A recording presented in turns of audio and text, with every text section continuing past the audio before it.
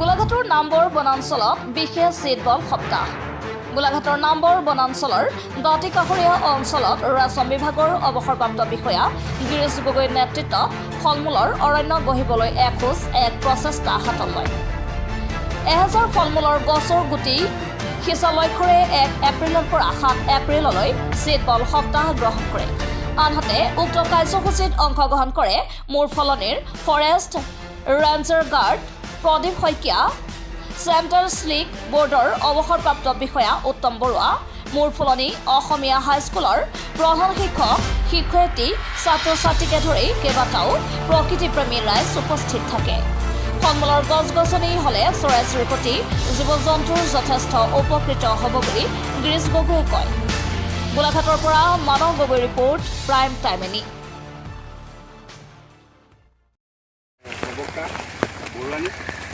আমি ইয়ালৈ অহা মূল উদ্দেশ্যটো হৈছে যে আমাৰ যিবিলাক আমাৰ চৰাই বা অন্যান্য কেৰ্কেটুৱা হওক, বান্দৰ হওক, যিবিলাক চৰাই চিৰিকটি আমাৰ বনত থাকে, সেই বনত থকা জীৱ জন্তু যেতিয়া আমাৰ নাইকিয়া হ'বলৈ ধৰিছে।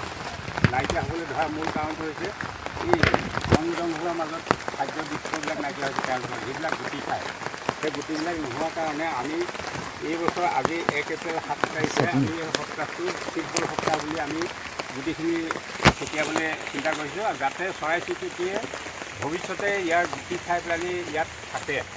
আৰু অন্যান্য জীৱ জন্তু যিবিলাক বান্দৰে হওক, এতিয়া টাউনমুখী হৈছে, কালিলৈ পৰহিলৈ হাতীখিনিও গৈ পেলানি বজাৰ শাক চব্জি বজাৰত সোমাবগৈ। বেছিদিন নাই, হয়তো তোমালোকে দেখিবা, আমি দেখিবলৈ নাপাওঁ। যে আমাৰ প্ৰকৃতি যদি সংৰক্ষণ নকৰোঁ, আমি মানুহ জীয়াই থাকিব নোৱাৰোঁ।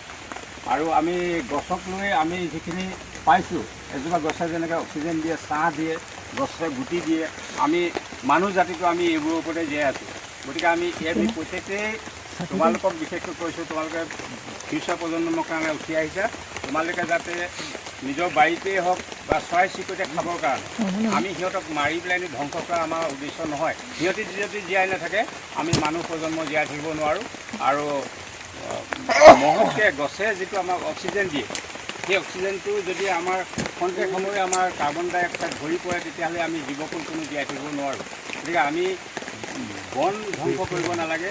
আমি চৰাই চিৰিকটি খোৱা গুটি আমি কেতিয়াও আমি গছ কাটিব নালাগে। সেই গছখিনি আমি কেনেকৈ ৰক্ষণাবেক্ষণ কৰিব পাৰোঁ, যাতে চৰাই চিৰিকটি প্ৰকৃতিৰ যিটো সৌন্দৰ্য, এজনী ধনেশ পক্ষী যেতিয়া উৰি যায় আমাৰ দেখিবলৈ কিমান ধুনীয়া লাগে, এটা বনৰীয়া কুকুৰা যেতিয়া উৰি যায় দেখিবলৈ কিমান ধুনীয়া লাগে।